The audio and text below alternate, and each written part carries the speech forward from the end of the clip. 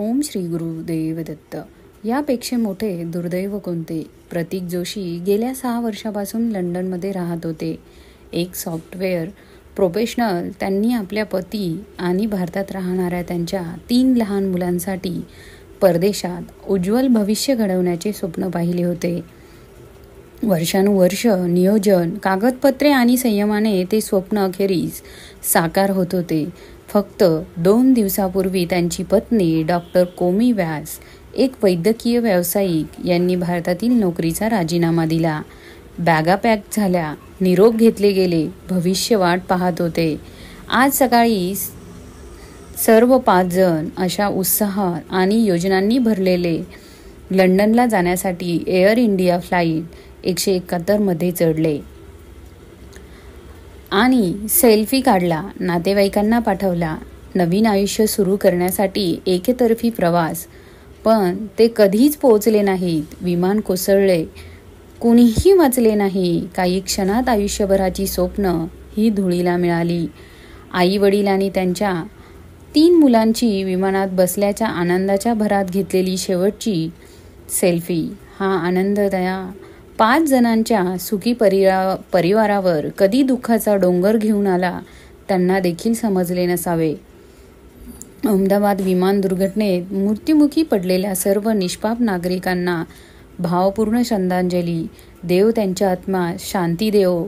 अशी वेळ काळ कुणावरही येऊ नये. आयुष्य अगदी क्षणभंगूर आहे. विमान धावपट्टीवर सरकत होतं.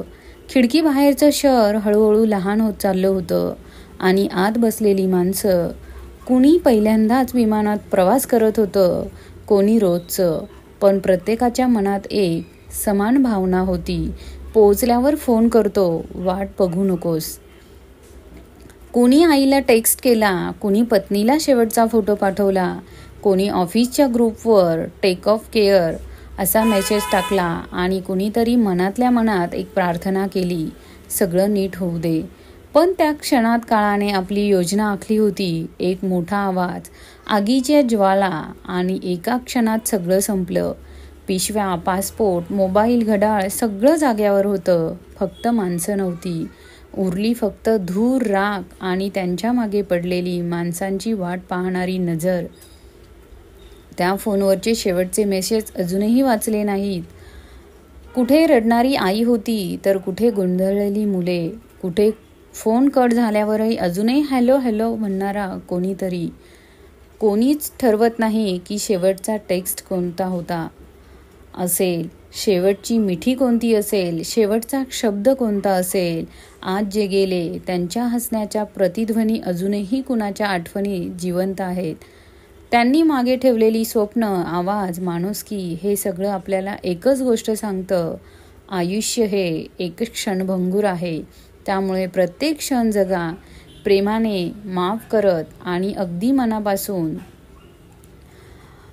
ज्यांनी आजच्या विमान दुर्घटनेत आपले प्राण गमावले त्यांच्या आत्म्यास देव शांती देव. मृत्यू अटळ आहे, पण तो येईपर्यंत मृत्यूशिवाय जगणं हेच खरं आयुष्य आहे.